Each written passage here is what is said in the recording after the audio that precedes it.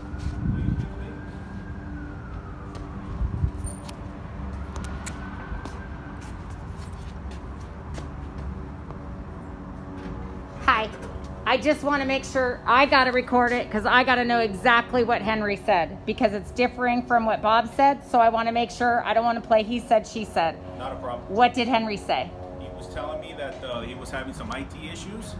Whenever he would finish uploading the files, he would contact your attorney, and that was pretty much it. But he said it wouldn't be today. Correct. He said it would not be done today. And he said maybe tomorrow. Well, he just said it wouldn't be done today. He just didn't want you waiting around for no reason. But he told Bob Tennant he would do it as soon as we brought the USB down. I don't know what he told Bob. I'm just telling you what I'm just trying to document it because I want to make sure everyone's clear on what they're saying. This is an appellate issue. There's already been an OSC ordered for the court clerk. Okay. So yeah, so that's what he said. So, you know, he just didn't want you hanging around. I don't know what he told Bob. Did you record Henry when you talked to him? No, I did not. Okay, and your name and badge number? Fernandez, 1732. Thank you, Officer Have Fernandez. a nice day.